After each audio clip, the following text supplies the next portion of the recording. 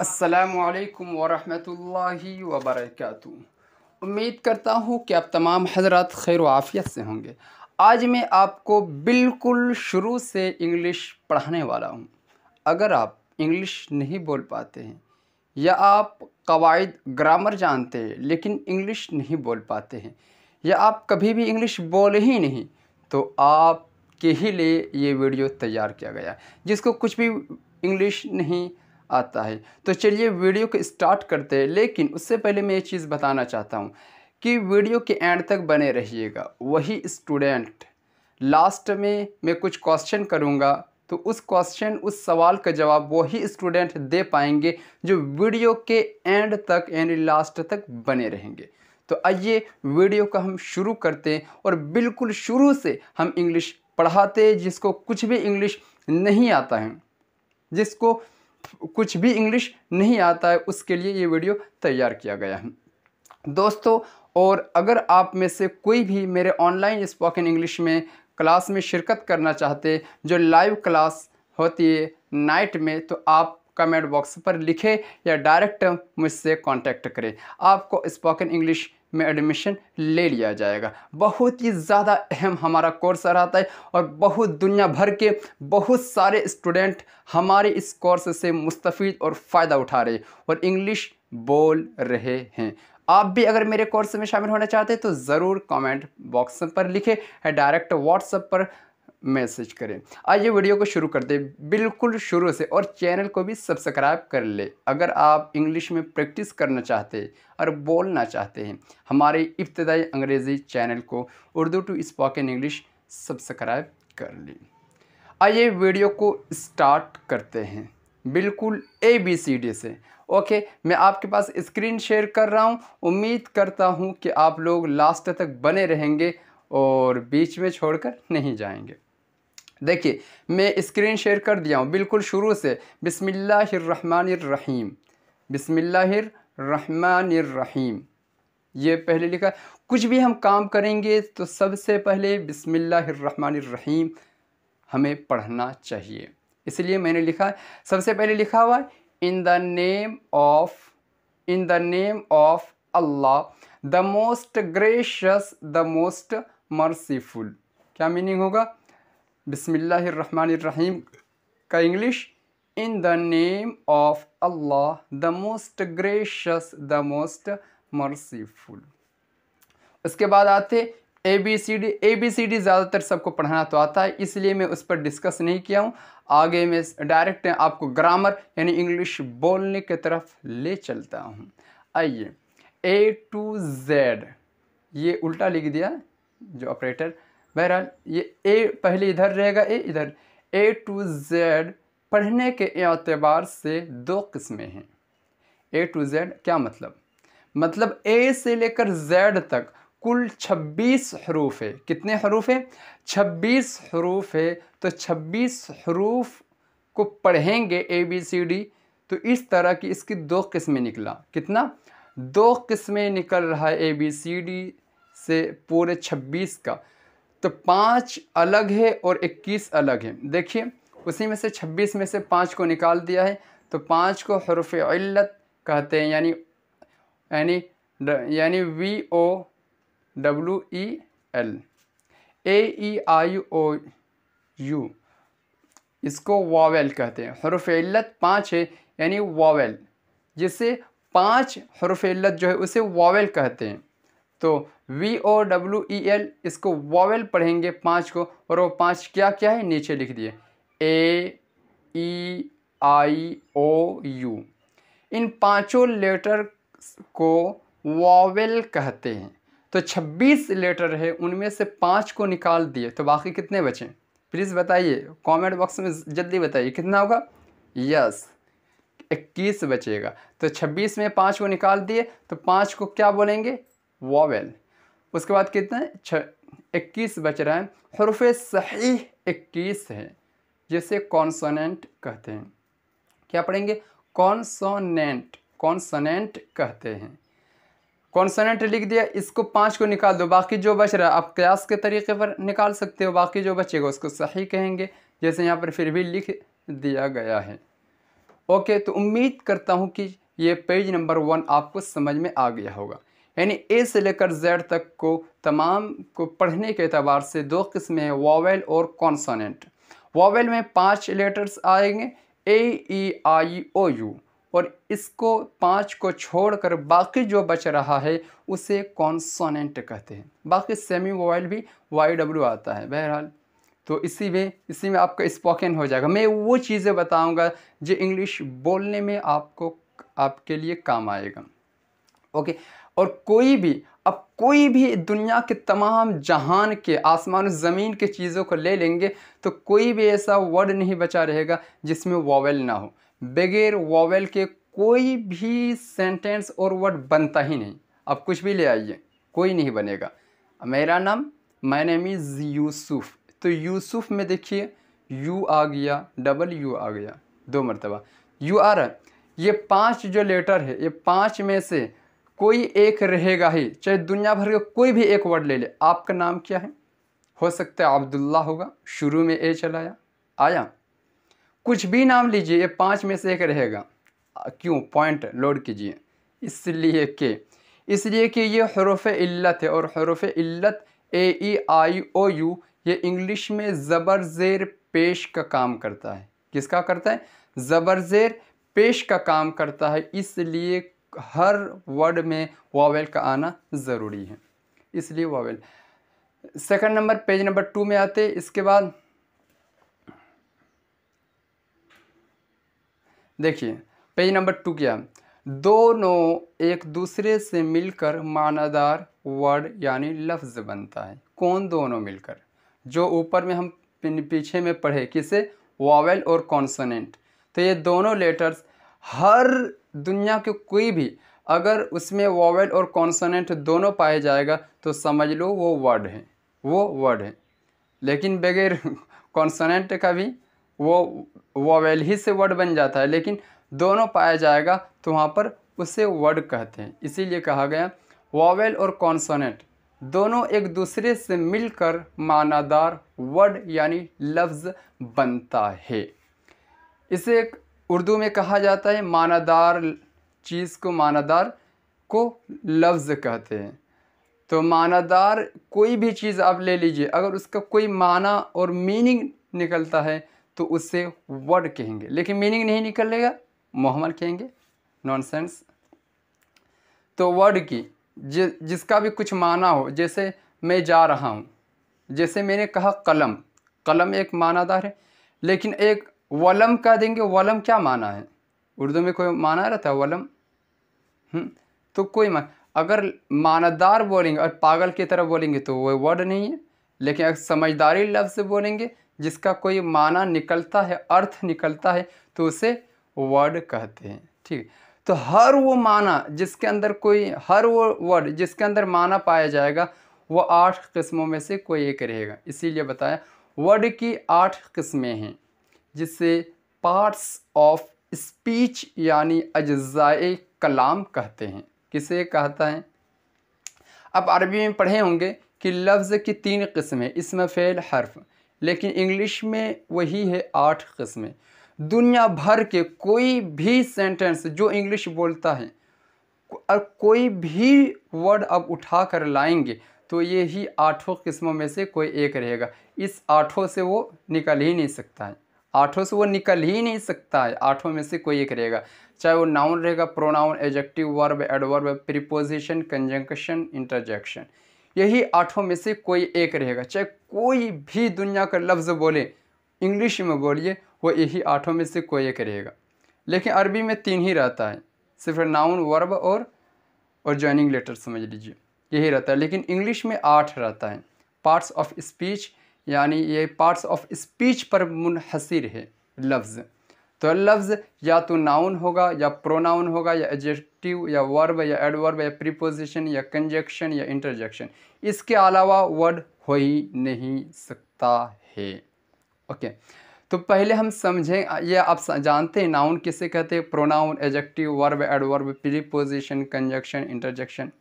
अगर नहीं जानते तो मैं आपको इस वीडियो में इन तमाम को सिखाऊंगा, आप बिल्कुल बेफिक्र रहिए। सबसे पहले मैं एक्सप्लेन करूँगा नाउन किसे कहेंगे। करने के बाद मैं आपको सेंटेंस बनाने के लिए दूंगा। अगर एंड तक बने रहे, अगर आप इंग्लिश नहीं बोल पाएंगे उस वक्त आप मुझे बोलिएगा एंड तक, लेकिन बने रहिए। नाउन किसे कहेंगे आते हैं। सबसे पहले नाउन की मैं ये करूँगा, फिर प्रोनाउन, तरतीबवार मैं सबकी तारीफ बयान करूँगा। नाउन किसे कहते हैं? देखिए, नाउन कहते हैं किसी इंसान या जगह या चीज़ को नाउन यानी इस्म कहते हैं। किसे कहते हैं? किसी इंसान या जगह या चीज़ को नाउन यानी इस्म कहते हैं। किसी भी इंसान, कोई भी इंसान, जैसे एक मैंने मिसाल दिया, सबसे पहले क्या मिसाल है? साजिद। साजिद एक इंसान का नाम है, तो इसी तरह कोई भी इंसान का नाम हो तो वो नाउन ही होगा। आपका नाम क्या है? आपका नाम हो सकता है साजिद है, हो सकता है आपका नाम अब्दुल्ला है तो अब्दुल्ला नाउन है, फ़ातिमा नाउन है, क्या कुलसुम नाउन है, कुछ भी इस तरह बोल दीजिए, राशिद नाउन है, इजहार नाउन है, तो अहमद नाउन है। तो इस तरह किसी भी इंसान का नाम हो तो वो नाउन होगा।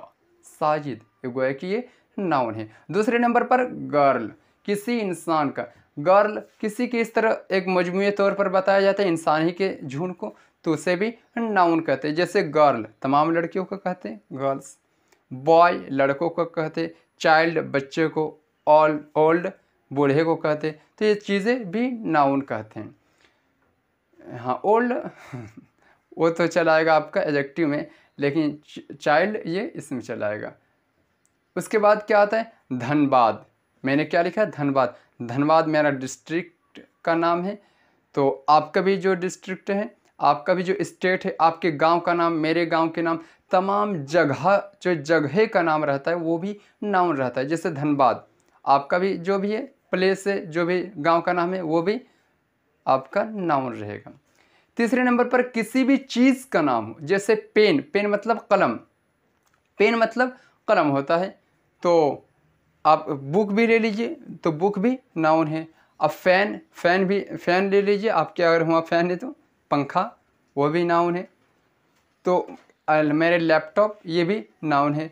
तो हर कोई भी दुनिया भर के कोई भी चीज़ ले लीजिए, उसके नाम को नाउन कहेंगे। ठीक है।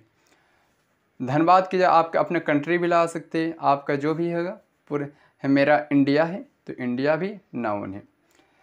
ये क्लियर है कि किसी भी इंसान या जगह या चीज़ के नाम को नाउन कहेंगे। अगर आपको क्लियर है तो कमेंट बॉक्स में ज़रूर लिखें। नंबर 2, जो नाउन की जगह इस्तेमाल हो उसे ज़मीर कहते हैं। जो नाउन की जगह इस्तेमाल हो उसे ज़मीर कहते हैं, यानी प्रोनाउन यानी ज़मीर कहते हैं।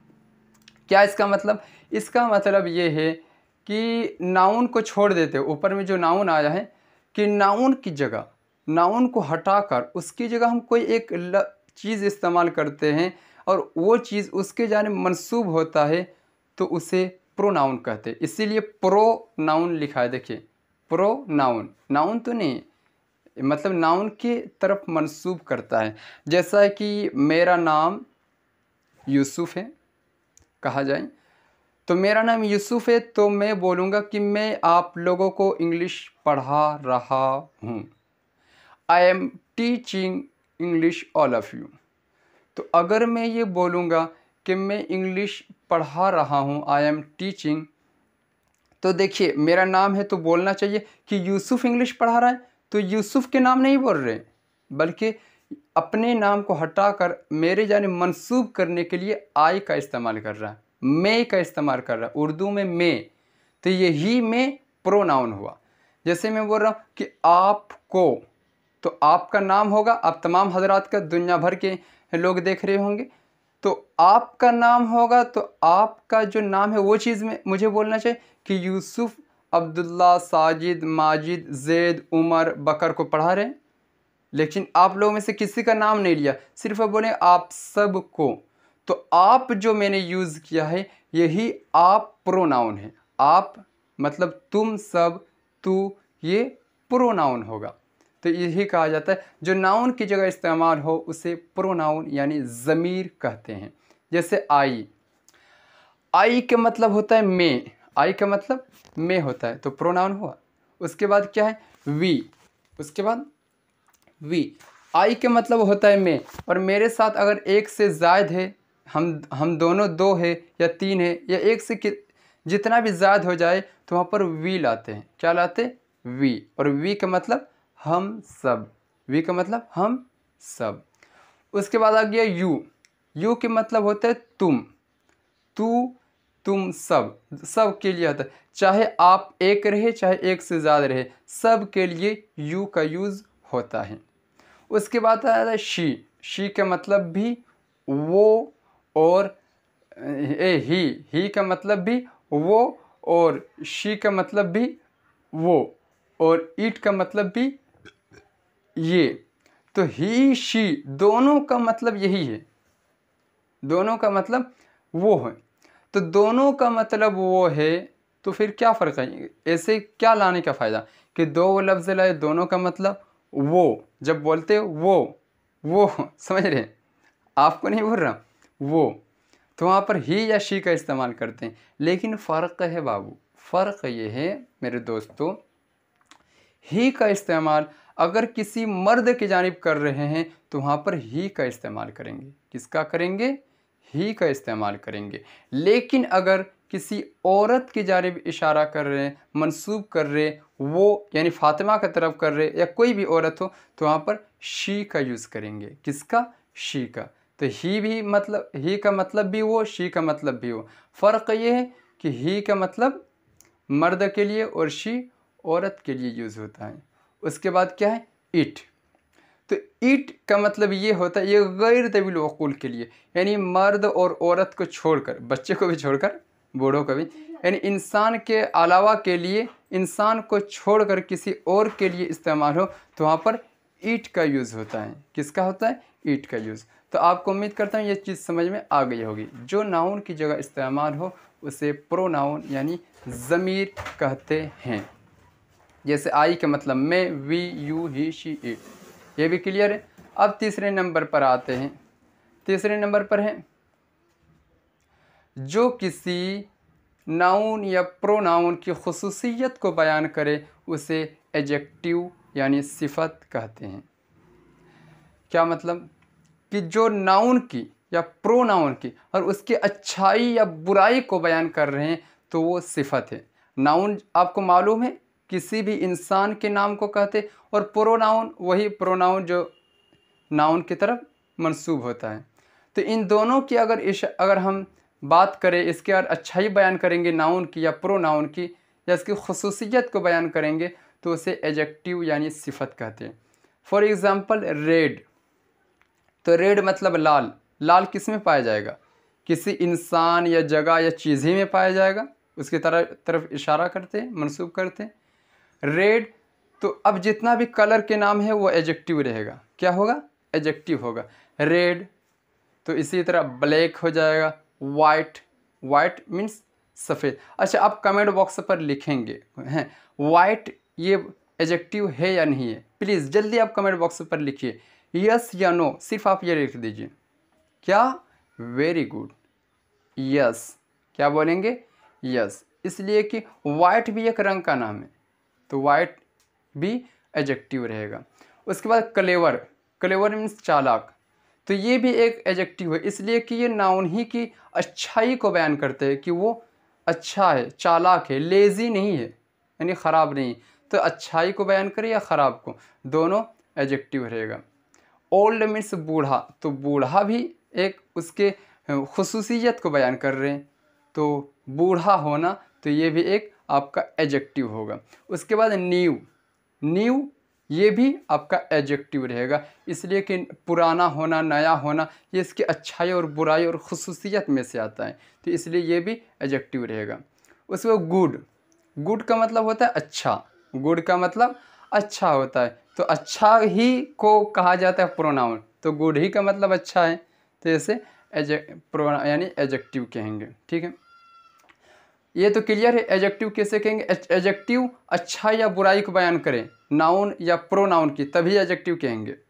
और नाउन और प्रोनाउन को छोड़कर किसी और की खुसूसियत को बयान करेंगे तो उसके एडजेक्टिव नहीं कहेंगे। ये क्लियर है एडजेक्टिव? ओके, आप वाइट कमेंट बॉक्स पर लिखिए वाइट है या नहीं है। एडजेक्टिव। वाइट मतलब सफ़ेद। उसके बाद आते हैं चौथे नंबर पर, किसी भी काम करने या होने को वर्ब यानी फेल कहते हैं। बहुत ज़्यादा इम्पॉर्टेंट है, please listen to my this lesson. Okay, किसी भी काम करने या होने को वर्ब यानी फेल कहते हैं, ये चीज़ आपको मालूम है। तो फेल किसे कहेंगे, आप यहाँ से थोड़ा अच्छी तरीके से समझ लीजिए।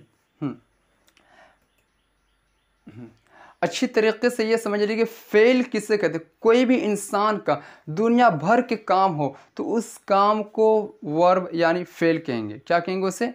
फेल कहेंगे। दुनिया भर के, जैसे मैं पढ़ा रहा हूँ, मैं तुम्हें पढ़ा रहा हूँ, आप सुन रहे हैं, आप पढ़ रहे हैं, तो पढ़ना एक काम हो रहा है। तो ये भी काम सिर्फ उसी को नहीं बोलेंगे जिसमें पैसा मिले। पैसा ना मिले, इंसान उसमें वक्त लगा रहा है, वक्त खर्चा हो रहा है, तो वो भी आपका क्या होगा, मतलब वर्ब होगा यानी फेल होगा। उसी तरह हम लेंगे कि वो खाना बना रही है, तो खाना बनाना, तो बनाने में एक वक्त लगता है, तो ये भी आपका वर्ब होगा। दुनिया भर के जो भी काम है तो उस काम को क्या कहेंगे? इंग्लिश में वर्ब कहेंगे, उर्दू में फेल कहते हैं। क्या कहेंगे? वर्ब कहेंगे। उसी तरह कुछ भी हम काम इस तरह ले लेते हैं, काम जो हो, काम के लिए जैसे कि बारिश हो रही है, तो बारिश होना एक वक्त पाया जाता है इसके अंदर, तो ये भी आपका वर्ब कहलाएगा। उसे मैं मोबाइल चला रहा हूँ, तो मोबाइल चलाने में वक्त खर्च होता है, तो ये भी एक वर्ब होगा यानी फेल होगा। तो इस तरह के आप कोई भी एक वर्ब ज़रूर कमेंट बॉक्स पर लिखें। कमेंट बॉक्स पर ये लिखें कि इसका मतलब वर्ब होता है। अब हिंदी में लिख हिंदी में या उर्दू में या किसी में भी आप, या इंग्लिश में एक वर्ब लिख दीजिए कि इसे वर्ब कहते हैं। जैसे मैं मिसाल दिया हूँ, अगर आपको नहीं समझ में आ रहा है तो मिसाल से समझते हैं। मिसाल क्या है? मिसाल है, किसी भी काम करने या होने को वर्ब कहते हैं यानी फेल कहते हैं। जैसे प्ले मीन्स खेलना, तो खेलना एक काम है कि नहीं? बोलिए, जल्दी बोलिए, है कि नहीं? अब बोलिए यार, अब बोलिए, आप घर से आपकी आवाज़ मुझ तक नहीं पहुँचेगी, लेकिन अपने ज़मीर से बोलिए। प्ले मीन्स खेलना, तो खेलने में वक्त खर्च होता है, वो कि एक काम है, तो ये भी वर्ब होगा। उसके बाद स्पीक मतलब होता है बोलना, तो बोलने में वक्त खर्च हो रहा है, एक काम है, तो इसे भी वर्ब कहेंगे। रीड पढ़ना भी एक काम है।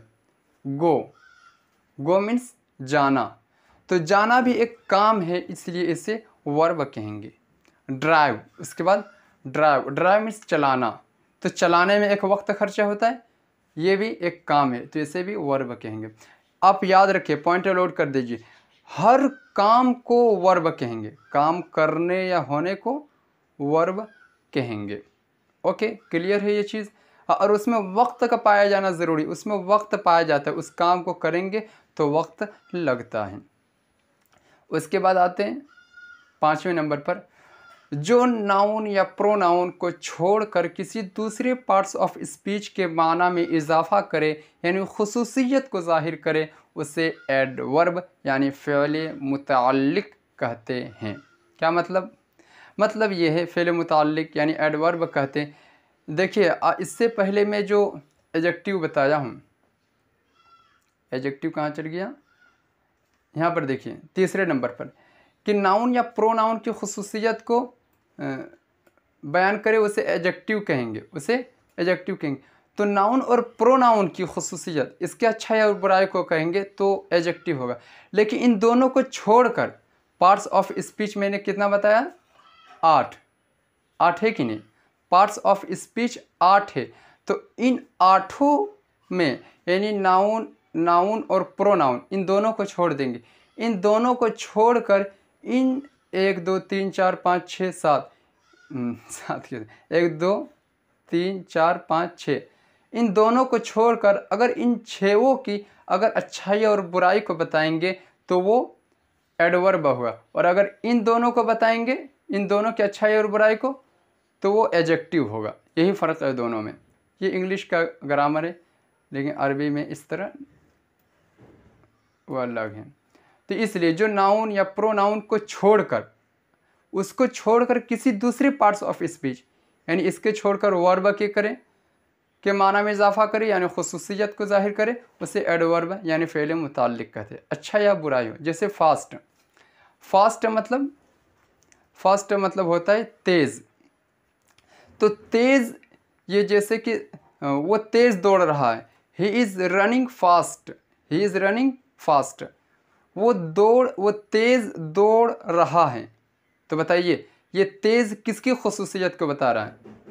ये काम की खुसूसियत को बता रहा है। वो तेज़ दौड़ रहा है यानी दौड़ने की खुसूसियत ज़्यादा तेज़ है, यानी वो किस तरह दौड़ रहा है? तेज़ दौड़ रहा है। जैसे मैं ज़ोर से बोल रहा हूँ, मैं धीरे बोल रहा हूँ, आई एम स्पीकिंग स्लोली।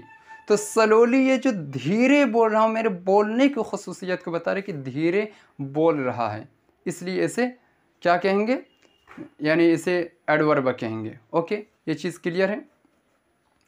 तो फास्ट, और यही चीज़ आपका एडजेक्टिव हो जाएगा अगर ये नाउन की खुसूसियत को बताएंगे। जैसे बोलेंगे Sajid is a fast boy, वो तेज़ लड़का है। तो यहाँ पर जो तेज़ बता रहा है वो साजिद के बारे बता रहा है, तो यहाँ पर ये एडजेक्टिव हो गया। लेकिन यही बोलेंगे ही इज़ रनिंग फास्ट, तो यहाँ पर ये दौड़ने की अच्छा तेज़ी को बता रहा है, तो यहाँ पर ये एडवर्ब हो जाएगा। ईज़िली मतलब आसानी से, ये भी। वेरी माने बहुत, बैडली बुरी तरीके से, करेक्टली, तो ये भी आपका एडवर्ब है। ओके, उसके बाद है एक नाउन। क्या है? एक नाउन मतलब एक से ज़्यादा नाउन नहीं। एक नाउन या प्रोनाउन को दूसरे नाउन या प्रोनाउन से जोड़ने के लिए जो वर्ड लाया जाता है उसे प्रीपोजिशन यानी हरफ जार कहते हैं। इसे सही तरीके से समझते हैं। किसे कहते हैं? यानी हरफ जार। यानी एक नाउन या प्रोनाउन को दूसरे नाउन या प्रोनाउन से जोड़ने के लिए दोनों के बीच में जो वर्ड लाया जाता है उसे प्रीपोजिशन यानी हरफ जार कहते हैं।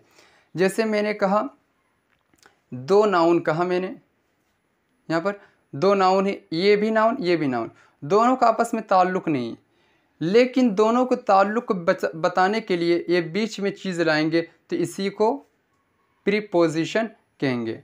इसी को प्रीपोजिशन कहेंगे। जो बीच वाला है, यही जो बीच वाला मिलाएंगे वही प्रीपोजिशन है। फॉर एग्ज़ाम्पल जैसे कलम टेबल पर है, तो there is the pen on the table. तो यहाँ पर जो पेन का लफ्ज़ आ रहा है, ये कलम टेबल पर है, तो सिर्फ कलम और टेबल बोलते तो कुछ समझ में नहीं आता, लेकिन दोनों के बीच में एक पर ला रहे, पर, तो यही पर आपका प्रीपोजिशन हुआ। उसके लिए इंग्लिश में ऑन लाए हैं। इन का मतलब होता है में, ऑन का मतलब पर, इन का मतलब में। जैसे कुएं पानी, कुआं पानी, कुछ बोलेंगे तो नहीं समझ में आएगा। एक तरफ बोलेंगे कुआं और एक तरफ बोलेंगे पानी, एक कुआं और एक पानी, क्या समझ में आपको? लेकिन ये बोलेंगे कि पानी कुएं में है, पानी कुएं में है, तब ये समझ में आएगा कि पानी कुएं के अंदर है। में का मतलब अंदर। तो पता ये चलता है कि में ये बता रहा है, उर्दू में ये में बता रहा है कि पानी कुएं के अंदर है। अगर में नहीं लाते तो फिर समझ में नहीं आता है, तो उसी के लिए इंग्लिश में इन लाते हैं, तो इसे प्रीपोजिशन कहते हैं। फ्रॉम मतलब से, एट मतलब पर, फॉर मतलब के लिए, ऑफ मतलब का की के, तो इसे प्रीपोजिशन कहते हैं। उसके बाद आते हैं ये सातवें नंबर पर आपका, वो जो दो वर्ड्स या दो जुमलों को आपस में एक दूसरे से मिलाए उसे कंजंक्शन यानी हरफ आत्फ कहते हैं। हरफ आत्फ, या आइन का तो सोसा आसमान छू रहा है, आसमान नहीं छू रहा है, उधर इतना बढ़ा दिया। आत्फ, हरफ आत्फ कहते हैं। यानी देखिए प्रीपोजिशन और इसमें फ़र्क ये है, प्रीपोजिशन में भी दो नाउन या प्रोनाउन को जोड़ता है और कंजंक्शन में भी दो नाउन या प्रोनाउन या दो जुमलों को जोड़ता है। तो दोनों को इसमें जोड़कर यानी हुक्म भी कहीं कहीं एक कर देता है। जैसे एंड लगाते हैं, तो जैसे एंड यानी एक चीज़ ख़त्म होने के बाद फिर से दूसरी चीज़ शुरू किया जाता है, वहाँ पर एंड का यूज़ करते हैं, वहाँ पर कंजंक्शन। या दोनों का हुक्म एक कर देते हैं, या एक के हुक्म से दूसरे को निकालते हैं, जैसे बट का इस्तेमाल करते हैं, there is no god but Allah, या और का यूज़ करते कि दोनों में से कोई एक, या तो उसके लिए और का यूज़ करते हैं। तो कंजक्शन ये दो वर्ड यानी दो लफ्ज़ या दो जुमलों को आपस में एक दूसरे से मिलाते हैं, इसे कंजंक्शन कहते हैं। 8वें नंबर पर है वो वर्ड जिसके ज़रिए अचानक दिल में उठने वाले एहसासात और ख़ुशी को ज़ाहिर करने के लिए लाया जाता है, उसे इंटरजेक्शन यानी हरफ ताज्जुब कहते हैं। हरफ ताज्जुब कहेंगे यानी बगैर चाहे ना चाहते हुए भी निकल जाए, जैसे हा, तो इसे इंटरजेक्शन कहेंगे। जैसे ओह, जैसे किसी खांसी को तो उफ़, या दर्द के वक्त कहते उफ़, तो ये भी कंजंक्शन है, आपका इंटरजेक्शन है। व्हाट बोलते हेलो, ये भी इंटरजेक्शन है।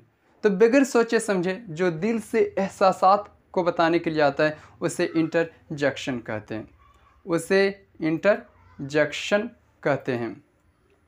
तो ये चीज़ें उम्मीद करता हूँ ये 8 चीज़ें आपको समझ में आ गए। Noun, pronoun, adjective, verb, adverb, preposition, conjunction, interjection.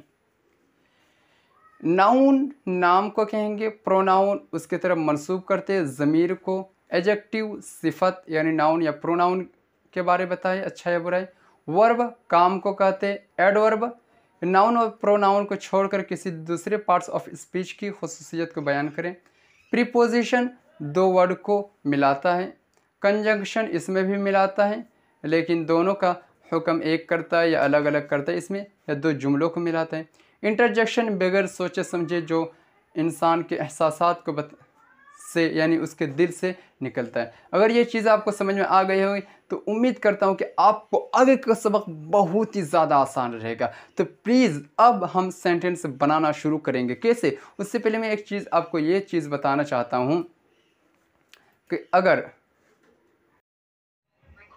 दोस्तों अब मैं जो पढ़ाने वाला हूँ ये बहुत ही ज़्यादा अहम है। अगर आप इस चीज़ को नहीं समझेंगे तो फिर आपके लिए इंग्लिश बोलना बहुत मुश्किल है। किसी भी जुमले को हम कैसे बनाएंगे, उसके लिए जिस चीज़ की ज़रूरत पड़ती है उससे पहले हमें इस चीज़ का समझना बहुत ही ज़्यादा ज़रूरी रहता है। यानी प्रोनाउन की 3 किस्में जो प्रोनाउन बताए हैं किसी की जानिब मंसूब करते हैं, उसकी 3 किस्में। आई और वी को फर्स्ट पर्सन यानी मुतकल्लिम कहते हैं। फर्स्ट पर्सन यानी आई और वी को यानी बोलने वाले को फर्स्ट पर्सन कहते हैं। आई का मतलब सिर्फ मैं होता है और मेरे साथ बहुत ज़्यादा है हम सब, तो वहाँ पर वी का इस्तेमाल करते हैं। तो आई और वी को फर्स्ट पर्सन यानी मुतकल्लिम कहते हैं। यू चाहे एक तुम रहे चाहे तुम सब रहे, सब के लिए यू का इस्तेमाल होता है। यू को सेकंड पर्सन यानी हाजिर कहते हैं, यानी सुनने वाले को। और थर्ड में ही शी इट को थर्ड पर्सन यानी गायब कहते हैं, यानी जिसके बारे में बातचीत कर रहे हैं। बोलने वाले को फर्स्ट पर्सन, सुनने वाले को थर्ड पर्सन, और गायब जिसके बारे में बातचीत कर रहे वो थर्ड पर्सन। बोलने वाले फर्स्ट, सुनने वाले सेकंड, जिसके बारे में बातचीत कर रहे हैं थर्ड पर्सन, इसी को कहते हैं। यानी अखस्सुल अखवास को फर्स्ट पर्सन कहते हैं, सेकंड पर्सन थर्ड पर्सन। उम्मीद करता हूँ ये चीज़ आपको समझ में आ गई होगी। यानी आई वी को फर्स्ट पर्सन, यू को second person, he she it को थर्ड पर्सन। इसे आप पॉइंट कर लीजिए, मतलब माइंड पर बैठा लीजिए, इसलिए कि आगे की जो चीज़ें मैं सिर्फ इस तरह यूज़ करूँगा फर्स्ट पर्सन, तो आपको समझना होगा फर्स्ट पर्सन से आई और वी मुराद है।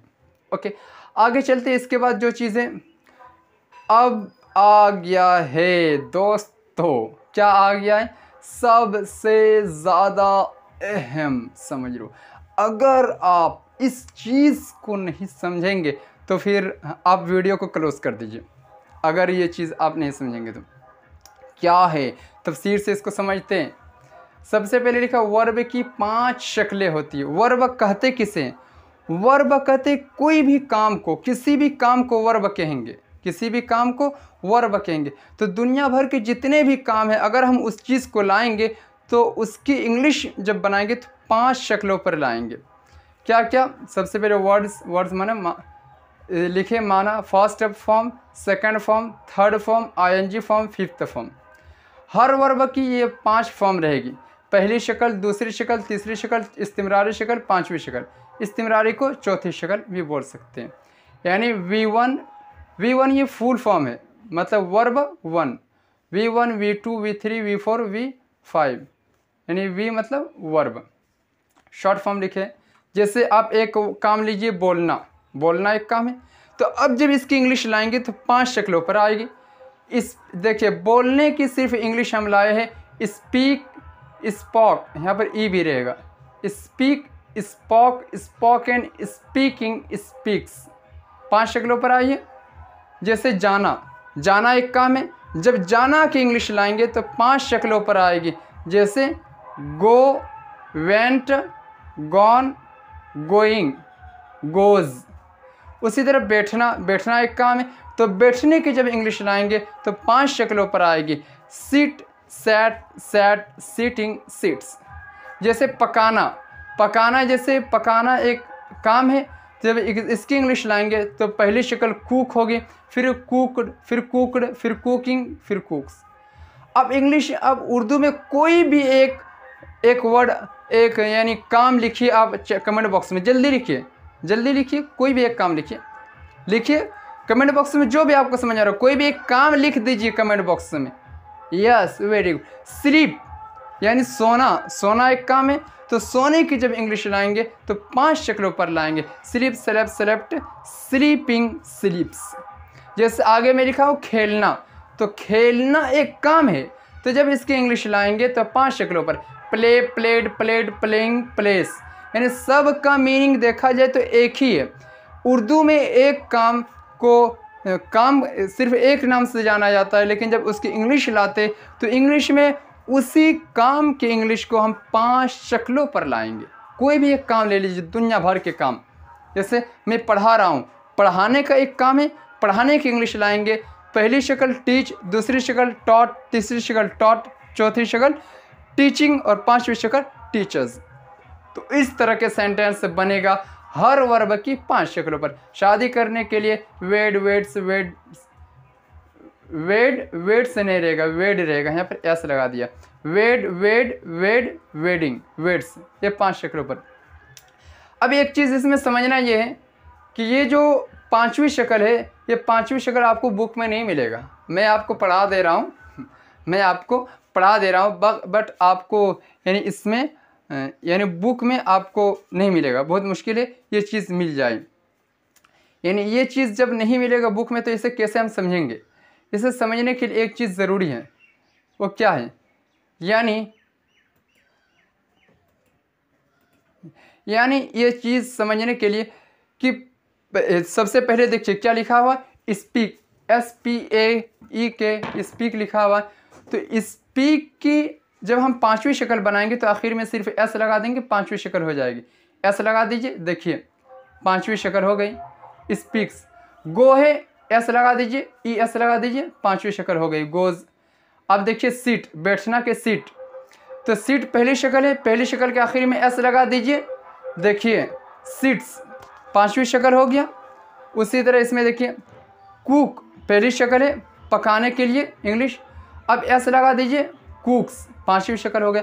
गोया कि वर्ब की पहली शक्ल के शुरू में एस या ES लगा देने से 5वीं शक्ल हो जाती है, इसलिए इंग्लिश के बुक में 5वीं शक्ल को नहीं लिखा जाता है। इसलिए कि आसानी से हम बना सकते, इसलिए कि हम इसे आसानी से बना सकते, इसलिए 5वीं शक्ल को हम नहीं लिखते हैं। तो इसलिए 5वीं शक्ल को हम कट कर सकते हैं, लेकिन मैं लिख दिया समझाने के लिए। तो 5वीं शक्ल पहली शक्ल के आखिर में एस या ES बढ़ाने से 5वीं शक्ल हो जाती है वर्ब की, इसलिए इसे कट कर दीजिए। कवायद सीख गए ग्रामर। अब ये चौथी शक्ल बचा। चौथी शक्ल भी पहली शक्ल से बनाए जाते हैं, इसलिए चौथी शक्ल को ज़्यादातर किताबों में नहीं लिखा जाता है, लेकिन किसी किसी में लिखा रहता है। यानी पहली शक्ल के आखिर में ING बढ़ा देंगे तो चौथी शक्ल हो जाएगी। स्पीक है, ING बढ़ा दीजिए आखिर में, स्पीकिंग, देखिए स्पीकिंग। गो है, ING बढ़ा दीजिए, गोइंग। सीट है, ING बढ़ा दीजिए, sitting. Cook, cooking. Play, playing. Read, reading. Wed, wedding. तो आईएनजी बढ़ाने से ये चौथी शक्ल बन जाती है, इसलिए चौथी शक्ल को भी आपको याद करने की ज़रूरत नहीं है, इसलिए कि आप ग्रामर सीख रहे हैं, आप मेरे स्टूडेंट हैं, आप बेफिक्र रहिए। इसके बाद जो आता है तीसरी शक्ल, तीसरी शक्ल और चौथी शक्ल ज़्यादातर इसमें ईडी बढ़ाकर लाया जाता है। जैसे ईडी, जैसे तीसरे में देखिए कुक का कुकड, कुकड, प्ले का प्लेड, प्लेड, ईडी लगाकर बनाया जाता है।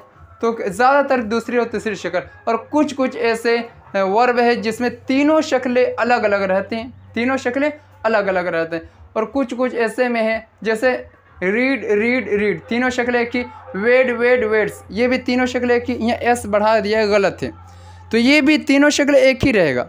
तो कुछ कुछ वर्ब है जिसमें तीनों शक्लें ये एक ही रहता है, और कुछ कुछ ऐसे वर्ब है जिसमें एक शक्ल अलग और दो शक्लों में ईडी बढ़ाकर बनाया जाता है, और कुछ ऐसे वर्ब रहता है जिसमें तीनों शक्लें अलग अलग, जैसे स्पीक, स्पॉक, स्पोकन, गो, वेंट, गॉन, सीट, सेट, ये तो एक ही है दोनों में। तो इस तरह कुछ कुल खुलासा ये निकला, आपको ये समझ में आया कि पहली शक्ल में के आखिर में एस या ई एस बढ़ाने से पांचवी शक्ल बनाया जाता है, आईएनजी इसमें बढ़ाने से चौथी शक्ल बनाया जाता है, और ये तीनों शक्लें कहीं कहीं बिल्कुल एक रहता है और कहीं कहीं एक अलग और दो एक ही रहता है। बहरहाल तो इसलिए आपको वर्ब कोई भी इंग्लिश का, किसी भी उर्दू यानी काम का इंग्लिश याद करना है तो आपको पांचवी शक्ल याद करने की ज़रूरत नहीं है, सिर्फ आप इसे सोच कर बना लेंगे। चौथी शक्ल भी याद करने की ज़रूरत नहीं है, सिर्फ आपको रट्टा मारकर सिर्फ तीन शक्लें आपको रट कर याद करना पड़ेगा, इसलिए कि यह क़यासी है और अलग अलग फॉर्म आता है। अब कोई भी एक इंग्लिश याद करेंगे, जैसे कि पढ़ाना, पढ़ाना की इंग्लिश याद करेंगे तो तीनों फॉर्म को रटेंगे, टीच, टॉट, टॉट, इस तरह रटते हैं, टीच, टॉट, टॉट मतलब पढ़ाना, इस तरह रटेंगे। ठीक है, ओके, उम्मीद करता हूँ आपको ये चीज़ समझ में आ गई होगी। नीचे लिखा है नोट, वर्ब की पहली शक्ल के आखिर में एस या ई एस बढ़ाकर वर्ब की पांचवी शक्ल बनाई जाती है। वर्ब की दूसरे नंबर 2, वर्ब की पहली शक्ल के आखिर में आईएनजी बढ़ाकर वर्ब की इस्तिमरारी शक्ल बनाई जाती है। कभी वर्ब की पहली शक्ल के आखिर में ईडी बढ़ाकर वर्ब की दूसरी और तीसरी शक्ल बनाई जाती है। उम्मीद करता हूँ ये चीज़ आपको समझ में आ गई होगी। तो दोस्तों अब इसके बाद हम जुमले की जानिब चलते हैं, यानी जुमले को हम कैसे बनाएंगे, उसके लिए आते बहुत ही ज़्यादा ये चीज़ अहम है। यानी अब मैं टेंस से स्टार्ट कर रहा हूँ। टेंस उसी के ज़रिए बनाया जाता है। टेंस जैसे देखिए इसमें लिखा हुआ है सबसे पहले टेंस। टेंस कहते किसे? टेंस यानी ज़माना यानी वक्त को टेंस कहते हैं। ठीक है, तो जो भी वक्त रहता है वो तीन तरह के रखता है। वक्त कितना तरह का रहता है? तीन तरह के रहता है। कोई भी आप वक्त ले लीजिए तो वक्त जो रहेगा वो तीन तरह के रहेगा। आप देख लीजिए वक्त कैसे, एक मैं आपको फॉर एग्ज़ाम्पल दे रहा हूँ, एक वक्त वो जो हमारे बचपने में गुज़र चुका है, और एक वक्त जो अभी जो चल रहा है, और एक वक्त जो कल फ्यूचर में आने वाला है। तो तीन वक्त हुआ ना, एक वक्त गुज़रा हुआ, एक वक्त जो अभी चल रहा है, और एक वक्त आने वाले को। तो इससे गोया कि वर्ब या गोया कि ज़माना यानी वक्त तीन तरह के हो गया, एक जो चला गया, एक जो चल रहा है, और एक जो आने वाला है। तो इसी तरह हम टेंस यानी ज़माने को टेंस कहा जाता है। ज़माने को क्या कहा जाता है? टेंस कहा जाता है। तो टेंस की गोया कि तीन किस्में निकल गया, एक प्रेजेंट, पास्ट और फ्यूचर। यानी मौजूदा वक्त को, मौजूदा प्रेजेंट कहते हाल यानी मौजूदा वक्त को, पास्ट कहते माजी यानी गुज़रा हुआ वक्त को, और फ्यूचर यानी मुस्तकबिल यानी आने वाले वक्त को फ्यूचर कहते। आने वाला वक्त यानी आने वाले वक्त को फ्यूचर कहते। तो मौजूदा वक्त को प्रेजेंट, और गुज़रा हुआ वक्त को पास्ट, और आने वाले वक्त को मुस्तकबिल यानी फ्यूचर कहते हैं। इनमें से हर एक की 4 किस्में हैं, इस एतबार से कुल 12 किस्में निकला। कैसे? प्रेजेंट के भी 4 किस्में, पास्ट के भी 4, फ्यूचर के भी 4, कुल कितने किस्में हुए? प्लीज़ कमेंट बॉक्स में लिखिए। मैं 5 सेकंड के वक्त दे रहा हूँ, कमेंट बॉक्स पर लिखिए कुल कितना हुआ। प्रेजेंट के 4, पास्ट के 4, फ्यूचर के 4, कितना हुआ? बोलिए बोलिए, जल्दी बोलिए। यस, कितना? 12 यानी 12 टेंस कुल हुआ। प्रेजेंट के 4, पास्ट 4, फ्यूचर 4, कुल 12 हुआ। तो देखिए सबसे पहले मैं प्रेजेंट का लिखता हूँ। Present continuous, present indefinite, present perfect, present perfect continuous. यानी ज़माना मौजूदा हाल की, जो अभी ज़माना चल रहा है, इस वक्त की 4 किस्में हैं। एक वक्त जो अभी चल रहा है इसी की, यानी continuous, indefinite, perfect, perfect continuous. वही कि प्रेजेंट की जिस तरह 4 किस्में हैं, उसी तरह आपको पास्ट की भी 4 किस्में निकलेगा। तो क्या हो जाएगा, पास्ट कॉन्टिन्यूअस, प्रेजेंट की जगह पास्ट लगा दीजिए तो हो जाएगा past continuous, past indefinite, past perfect continuous. उसी तरह फ्यूचर लगा दीजिए, future continuous, future indefinite, future perfect continuous. आपको फिर भी अगर नहीं समझ में आया है तो मैं कोशिश करूँगा कि ये दिखा दूँ। देखिए मैं फिर भी आपके आसानी के लिए लिख दिया हूँ सबके साथ। Past continuous, past indefinite, past perfect continuous, future continuous, future indefinite, future perfect continuous. तो कहे कि 12 टेंस है। बुनियादी चीज़ जो है इंग्लिश बोलने का, ये 12 टेंस है। जब तक ये 12 टेंस आप नहीं सीखेंगे तब तक फिर आपके लिए इंग्लिश बोलना बहुत मुश्किल है। तो जब तक आप इस 12 टेंस को नहीं सीखेंगे, जब तक आप इस 12 टेंस को नहीं सीखेंगे तब तक फिर आपको इंग्लिश बोलना आपके लिए बहुत ज़्यादा मुश्किल होगा। तो इस 12 टेंस को सीखने के लिए क्या करना पड़ेगा, एक तरतीब से हम पढ़ेंगे। यानी सबसे पास्ट, प्रेजेंट, पास्ट, फ्यूचर, इन तीनों की 4 किस्में, 12 किस्म हो गया। 12 किस्मों को तफसील के साथ हम पढ़ने वाले हैं। और ये चीज़ जब तक नहीं सीखेंगे तब तक आपको इंग्लिश बोलना आपके लिए बहुत मुश्किल होगा। तो सबसे पहले हम शुरू करते present continuous. Number 1 present continuous को पढ़ेंगे। आते सबसे पहले प्रेजेंट कॉन्टिन्यूअस। देखिए क्या लिखा हुआ है, present continuous tense. Present continuous tense ज़माना-ए हाल इस्तिमरारी, इसका नाम है ज़माना-ए टेंस, ज़माना कॉन्टिन्यूअस इस्तिमरारी प्रेजेंट हाल, ज़माना-ए हाल इस्तिमरारी।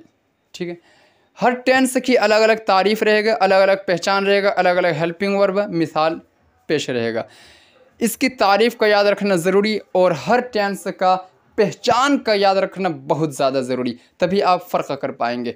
अगर आप इंग्लिश सीखना चाहते तो अब यहाँ से आप आराम और गौर से पढ़ें। प्लीज़ अपने सुस्ती और काहली को छोड़ दें और कमेंट बॉक्स में ज़रूर लिखें कि आपको मेरे इस ऑनलाइन स्पोकन इंग्लिश का पढ़ा आपको किस तरह लग रहा है, अच्छा या बुरा, या हमारी काविश कैसा आपको महसूस हुआ। आते सबसे पहले तारीफ़ पढ़ते हैं। तारीफ़ ये वो टेंस है जो ज़माना या हाल में किसी काम के लगातार और मुसलसल होने को बयान करता है। यानी इस टेंस की तारीफ़ ये है कि ये ऐसा टेंस है जो ज़माना या हाल में किसी काम के लगातार और मुसलसल होने को बयान करता है। यानी वो काम जो लगातार हो रहा हो, जो लगातार होता है और मुसलसल होता है, उसे प्रेजेंट कॉन्टिन्यूअस टेंस में बनाते हैं।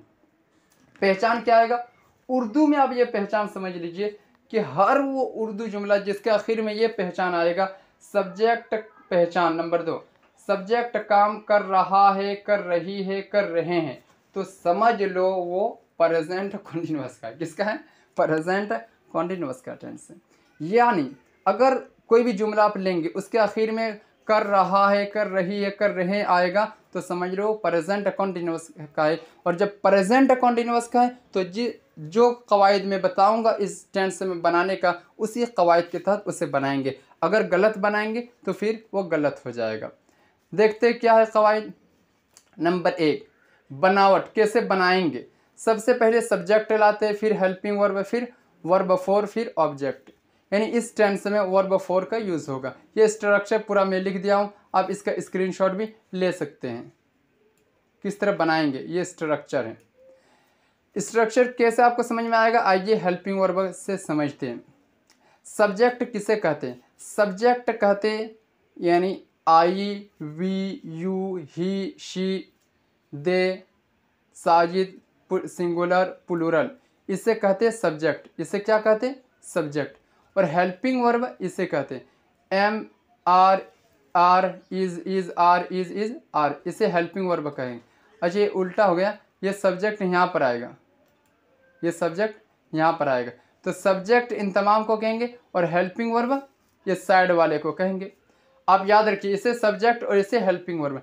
फिर भी अगर आपको समझ में नहीं आ रहा तो सब्जेक्ट कहेंगे। देखिए नीचे में लिखा हुआ है, काम करने वाले को और जिसके बारे में कुछ भी बताया जाए उसे सब्जेक्ट यानी फ़ाइल और मुब्तदा कहते हैं। यानी इंग्लिश में फ़ाइल को भी सब्जेक्ट और मुब्तदा को भी सब्जेक्ट कहते हैं। यानी जो भी काम करेगा उसे सब्जेक्ट कहेंगे। और हेल्पिंग वर्ब वो है जिससे ये जाहिर होता है कि ये जुमला किस टेंस का है, किस टेंस, एस ई छूट गया, किस टेंस का है, क्योंकि हर टेंस का अलग अलग हेल्पिंग वर्ब होता है। ये जो हेल्पिंग वर्ब है हर टेंस का अलग अलग हेल्पिंग वर्ब होता है। ओ से मुराद ऑब्जेक्ट है, ओ से यानी यहाँ पर जो ओ लिखे लास्ट में ओ लिखे, ये ओ से मुराद ऑब्जेक्ट है, ओ से मुराद ऑब्जेक्ट। आइए चलते आगे, ये चीज़ आपको कैसे समझ में आएगा, मिसाल से समझते हैं। मिसाल है मैं अंग्रेज़ी बोल रहा हूँ। तो मैं अंग्रेज़ी बोल रहा हूँ, तो देखिए सबसे पहले हमें जो पकड़ना है वो पहचान का पकड़ना। पहचान देखिए, पहचान है कि नहीं, रहा हूँ, पहचान देखिए यहाँ पर काम कर रहा है, रही है, रहें, जिस टेंस में आएगा तो समझ लो वो प्रेजेंट कॉन्टिन्यूअस टेंस है। तो देखिए इस जुमला में रहा हूँ आ रहा है, मैं अंग्रेज़ी बोल रहा हूँ, तो ये इसी टेंस का होगा। तो सबसे पहले किसकी इंग्लिश लाएंगे? सबसे पहले सब्जेक्ट के लाएंगे, सबसे पहले सब्जेक्ट। यहाँ पर लिखे बनाने का तरीका देखिए, सब्जेक्ट सबसे पहले, फिर helping verb is am are में से किसी एक को लाएंगे, फिर वर्ब फॉर लाएंगे, फिर ऑब्जेक्ट लाएंगे। पॉजिटिव का मैं बता देखिए, तो सबसे पहले कौन यहाँ सब्जेक्ट है, कौन काम कर रहा है? मैं अंग्रेज़ी बोल रहा हूँ, क्योंकि अंग्रेज़ी बोलना मेरे से हो रहा है, तो मैं हुआ सब्जेक्ट। तो मैं के लिए आई लाते हैं, देखिए मैं आई लाया हूँ। आई के साथ हेल्पिंग वर्ब एम आता है, उसके बाद वर्ब फॉर लाएंगे। बोलने के लिए इंग्लिश स्पीक आता है, लेकिन इसमें वर्ब फॉर का यूज़ होगा।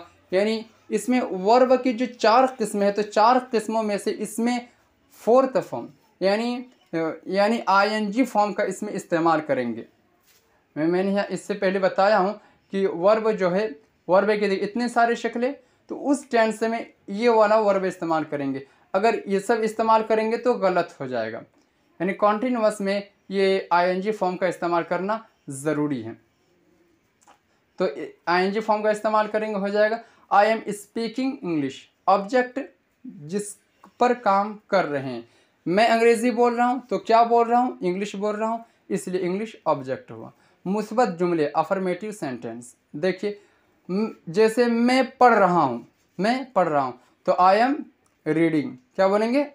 आई एम रीडिंग, मैं पढ़ रहा हूँ। हम सब दौड़ रहे हैं, तो सबसे पहले हम सब के लिए क्या लाएंगे? वी के साथ हेल्पिंग वर्ब क्या आता है? यहाँ पर देख लीजिए, जिसका भी समझ में नहीं आएगा स्ट्रक्चर देख लेंगे। स्ट्रक्चर के बाद में लिखा हूँ, वी के साथ हेल्पिंग वर्ब आर का यूज़ करेंगे। वी देखिए, आई के साथ एम, वी के साथ आर, यू के साथ आर, ही के साथ इज, शी के साथ इज, जिसके साथ जो हेल्पिंग वर्ब आएगा वही लिखेंगे, और दूसरा लिख देंगे तो फिर गलत हो जाएगा। यानी सिंगुलर यानी एक चीज़ के साथ इज और एक से ज़्यादा चीज़ों के साथ आर का यूज़ करेंगे, लेकिन आई के साथ एम का यूज़ करते हैं।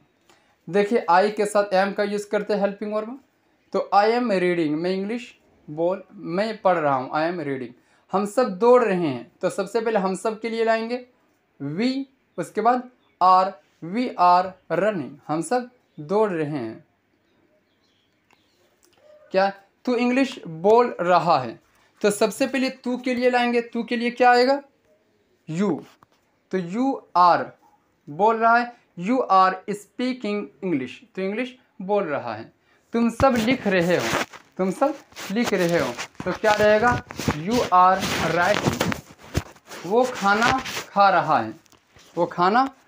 रहा है, तो सबसे पहले वो लाएंगे, अगर लड़का है तो वहाँ पर ही लाएंगे और लड़की है तो शी लाएंगे। तो यहाँ पर लड़का है, वो खाना खा रहा है, ही इज़ ईटिंग फूड, वो सो रही है। लड़की है, शी लाएंगे, शी के साथ इज़, शी इज़ स्लीपिंग। वो सब जा रहे हैं, वो सब के लिए दे आर, THEY रहेगा, यहाँ वाई छूट गया है। दे आर गोइंग, साजिद नमाज पढ़ रहा है। तो कौन काम कर रहा है? सबसे पहले साजिद सब्जेक्ट लाएंगे, साजिद इज़, साजिद के साथ सिंगुलर है इज़, साजिद इज़ ऑफरिंग नमाज, साजिद नमाज पढ़ रहा है। सूरज आसमान में चमक रहा है, सबसे पहले सूरज लाएंगे इसलिए कि ये सब्जेक्ट हुआ। द सन, सन के साथ हेल्पिंग वर्ब इज़ लाएंगे क्योंकि ये एक सिंगुलर है और सिंगुलर के साथ हेल्पिंग वर्ब इज़ लाते हैं। आपको यकीन नहीं तो इससे पहले देख लीजिए, सिंगुलर के साथ क्या लिखा हूँ, सिंगुलर के साथ हेल्पिंग वर्ब इज़ आएगा। तो हेल्प, साजिद क्या बोलेंगे, Sajid is, the sun is, सबसे पहले सन लाएंगे, the sun is shining in the sky, in the sky. बच्चे फुटबॉल खेल रहे हैं, the children are playing football, सबसे पहले बच्चे लाएंगे और बच्चे के बाद helping verb, the children are playing football. उम्मीद करता हूँ आपको समझ में आ गया होगा। दोस्तों सबसे पहले बनाने का तरीका, टेंस को यानी पकड़ेंगे कि कौन सा टेंस है, यानी उसका पहचान देखेंगे, उसके बाद सबसे पहले सब्जेक्ट लाएंगे, फिर हेल्पिंग वर्ब, फिर वर्ब लाएंगे, वर्ब इस टेंस में ING फॉर्म लाएंगे, फिर ऑब्जेक्ट लाएंगे। जैसे मैं बाज़ार जा रहा हूँ, I am going to market. आप कमेंट बॉक्स पर लिखिए मैं बाज़ार जा रहा हूँ, क्या हो रहेगा, I am going to market. अब लिखिए जैसे मैं खा रहा हूँ, क्या होगा, आई एम ईटिंग, आई के साथ एम लाएंगे, आई एम ईटिंग। जैसे बोलेंगे वो सो रहा है, he is sleeping, he is sleeping. वो जा रहा है, he is going, he is going. अब सेंटेंस बनाइए, जैसे मैं, अब इसको क्लोज कर दीजिए, अब खुद से बनाइए, मैं पढ़ रहा हूँ, क्या होगा, आई एम रीडिंग। जैसे वही बोलेंगे मैं दौड़ रहा हूँ, मैं दौड़ रहा हूँ, तो आई लाएंगे, आई के साथ एम लाएंगे और दौड़ने की इंग्लिश रन, तो रन का ING form running, I am running. मैं पढ़ा रहा हूँ, आई एम पढ़ाने के लिए टीचिंग, आई एम टीचिंग। मैं सुन रहा हूँ, आई एम लिसनिंग। मैं बोल रहा हूँ, आई एम स्पीकिंग। मैं क्या देख रहा हूँ, आई एम लुकिंग। मैं गाड़ी चला रहा हूँ, I am driving a car, I am driving a car. मैं खाना बना रहा हूँ, मैं खाना पका रहा हूँ, आई एम कुकिंग फूड। मैं खाना खिला रहा हूँ, आई एम फीडिंग फूड। तो इस तरह से आई के साथ एम लाएंगे, यू के साथ आर का यूज़ करेंगे, यू के साथ जैसे तुम सब पढ़ रहे हो, तुम सब के लिए सबसे पहले यू लाएंगे और यू के साथ आर लाएंगे, क्या लाएंगे, आर। आपको यकीन नहीं तो यहाँ पर देख लीजिए, यू के साथ आर लाएंगे, यू आर रीडिंग, तुम सब सो रहे हो। यू उसके बाद हेल्पिंग वर्ब लाएंगे, you are sleeping, you are sleeping. तुम सब जा रहे हो, यू आर गोइंग, तो यू आर गोइंग। तुम सब मोबाइल चला रहे हो, यू आर ऑपरेटिंग मोबाइल। अब अगर वो लाएंगे, वो अगर एक मर्द है तो ही लाएंगे, देखिए ही मर्द के लिए आता है और ही के साथ हेल्पिंग वर्ब इज लाएंगे। सबसे पहले सब्जेक्ट लाएंगे, सबसे पहले सब्जेक्ट यानी इसमें से लाएंगे, फिर हेल्पिंग वर्ब लाएंगे और जिसके साथ जो हेल्पिंग वर्ब है वही लाएंगे और दूसरा हेल्पिंग वर्ब ले आए तो फिर गलत हो जाएगा। तो आपका नाम अब्दुल्ला है। अगर ये बोलेंगे कि आप इंग्लिश सीख रहे हैं तो आप इंग्लिश सीख रहे, you are learning English, you are learning English. आप कमेंट बॉक्स पर लिखिए, मैं जो कुछ बता रहा हूँ, मैं इंग्लिश बोल रहा हूँ, क्या रहेगा, जल्दी लिखिए, फटाफट लिखिए। सबसे पहले कौन लिख सकते हैं, कमेंट बॉक्स पर ज़रूर लिखिए, मैं इंग्लिश बोल रहा हूँ, जल्दी कीजिए, एक्टिव हो जाइए, इसलिए कि आप इंग्लिश सीख रहे हो, लेज़ी नहीं, बिल्कुल नहीं चलेगा। प्लीज़ एक्टिव हो जाइए और लिखिए, मैं इंग्लिश बोल रहा हूँ, क्या रहेगा, कमेंट बॉक्स पर लिखिए, देखिए मत, प्लीज़ लिखिए।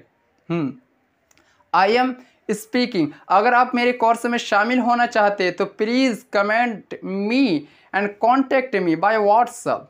व्हाट्सअप पर आप मैसेज कीजिए और फिर जो भी फ़ी है वो पे करने के बाद आप मुझसे डायरेक्ट कांटेक्ट कर सकते हैं।